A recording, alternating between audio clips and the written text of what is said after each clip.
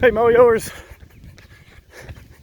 I'm on a journey in life to try to understand how you truly make the most of every opportunity to not waste your potential.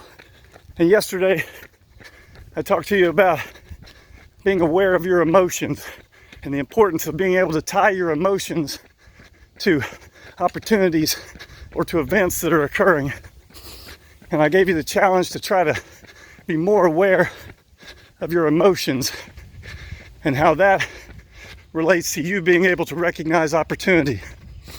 I'm going to give you an example of this from Scripture.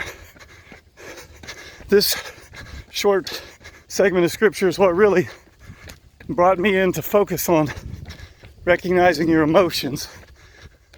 In Luke chapter 8, we see the story of Jesus. He's on his way to a man named Jairus' house because Jairus' daughter is severely ill. And as he's walking through the crowd, he's being pushed on all the sides by the crowd, there was a woman who suffered from years of uncontrolled bleeding that no one could diagnose, no one could cure. And she comes into the crowd, gets up to where Jesus is, and as he walks by, she comes up from behind him and touches his robe, and is instantly cured. Now the story is also about the faith that the woman had, but here's the point I want you to understand about this story.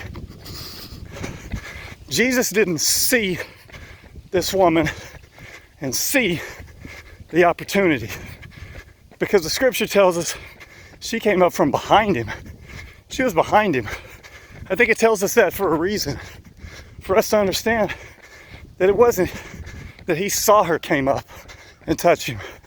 See, I think if we rely on our sense of vision or of hearing, then opportunities will be missed, because we're not going to see every opportunity or really understand the opportunities there when all we're doing is looking or listening.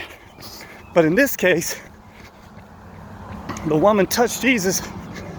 Jesus didn't see her or hear her, but he stopped immediately. And the disciple says, "What are you doing?" And he said, "Somebody touched me." And they said, "Jesus, there's a huge crowd around you. Anybody could have touched you." But Jesus says that he knew someone touched him. He said, "I know that she touched me because I know the power left me." There was power that was inside Jesus, the power that raised him from the dead. He knew it had left him. And the word that's used there for know is gnosis. And gnosis is a word in the Greek which literally means you perceive or you understand because of experience that you've had. So basically, it's like an emotion that he had. He could feel the power leave him. He knew the power left him. It wasn't that he saw the lady. It wasn't that he heard her come up and ask him to heal her. But he felt an inner physical feeling that he had experience with, that he knew what it was. And instantly, he stopped. And so he recognized the situation, not because he saw a woman in need, not because he heard a woman ask him for help, but because his emotion, that sensation that he felt physically in his human form, that experience, he knew in his heart what had happened.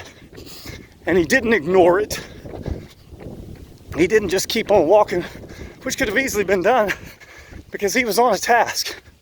But he stopped and he addressed the emotion and he reacted and he reinvested in that woman's life. But the point is, there was an emotion that Jesus had, an experience that from the Greek word gnosis we know that he had by experience. So when we experience our emotions of excitement, discomfort, fear, uneasiness, we feel those emotions.